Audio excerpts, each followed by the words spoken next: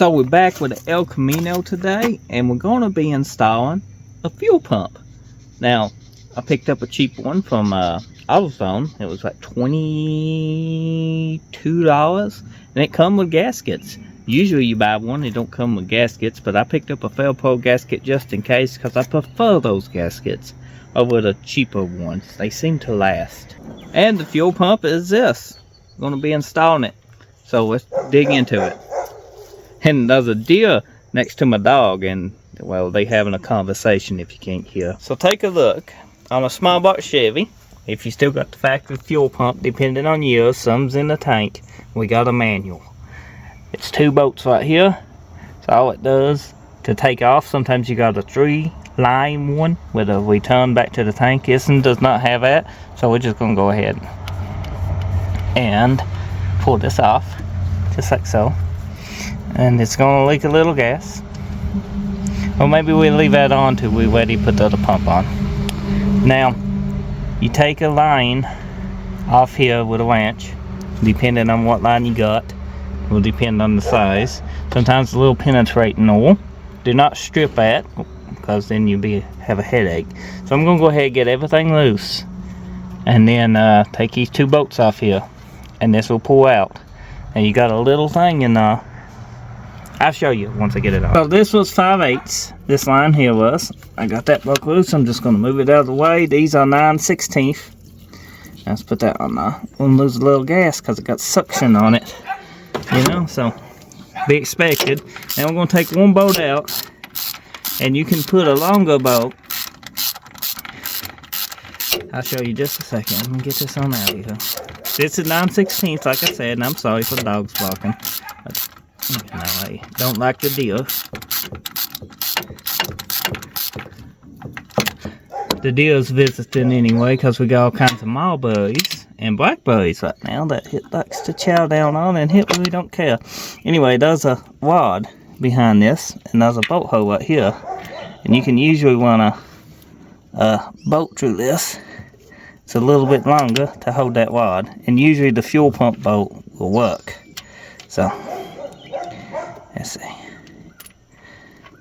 It's hard to do one-handed. Now I need a 9/16 wrench, but you can see that screws in. And I'm going to screw this in and tighten it before we move this other bolt. That should help hold the rod up, so we can change it. You get what I'm saying? It's the old pump. You can make sure they're the same. They can be a little bit fatter. They do make a fatter version of this. And it will work, change. Make sure they look about the same. This one looks identical. I'm going to take you in there. You see this rod right in here? That will fight you. So run that fuel pump bolt in there before you take this one out. So it will hold it up. Once it snugs up, it's against it. Now clean your old gasket off right here. That's what I'm going to do next. I'm going to stick the old fuel pump on this to keep it from leaking, and it installs the same way it comes off. I got the new fuel pump. It's installed. We got a pre-filter and a filter up here because this has been setting for a long time. Let's go ahead and start it up. And open this up here. You have to climb it sometimes. Sometimes it starts right off the top. I doubt this will. We shall see. Because it's got to fill the bowls in the carburetor back up. And hopefully I don't run my battery down. It's got gas now. Come on! You gonna make me choke you? This car just loves to be choked. Okay, let's check, make sure it's pumping gas. Because I don't want to run my battery down, I burn my starter up. We're just now getting gas up here from down there. So I can't watch it and crank at the same time. Okay. I'm not going to destroy my starter or crank this new battery, semi-new battery to me, down. I'm going to fill the bowls up crack this manual choke open just a little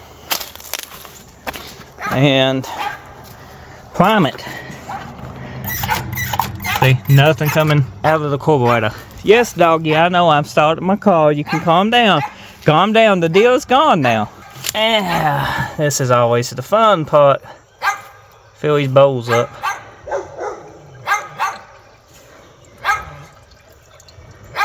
Just enough.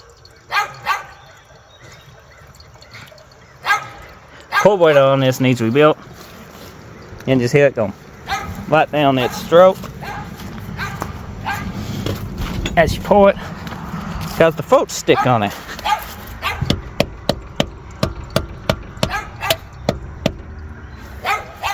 Fixed. Let's start. Oh, now. Why won't you start? I know it was looking close. Still no gas. No gas still. Start. You know, I thought it went out of gas. I think it's got a firing issue. Did the distributor go bad on me? Not the fuel pump? Oh, it's hot. Shouldn't be that hot. Went bad. I think the coil went bad in it. Well, my dog, it's official. He hates this car. I can't get this to fire. So it's probably internal. It might fire here in a second. I don't know. Once the coil cools down, maybe. Because this was running good. And then it was like the car just shut off. Like you turned the key off. So it could be a faulty coil or ignition module in the distributor. But the fuel pump wasn't pumping too good, so I figured that was the issue because this was kind of dry up here. It wasn't pumping up. So I fixed that issue. I think it's in the distributor. Now I do got a distributor. I do. It's used. It's floating around in this Camino. But it worked. So I could just take that one out and drop this in the end. Not timing or nothing. If it's an ignition module and coil, it would fix it. Because I got a video on changing distributors without having to time them. This car needs timed anyway. So I'm going to let it set. Maybe then I try to start it up. But that's how you install a fuel pump. Well, I'm defeated. I was hoping that would fix it. It did not. But maybe we'll put a distributor and stuff in it, or maybe I give it some time and it's flooded out. Maybe I flooded it. That car's temperamental with that edel broken on it. It ain't got a holly, but that's content for another day. But now you know how to install your fuel pump. Hopefully yours starts. Comment below if it did.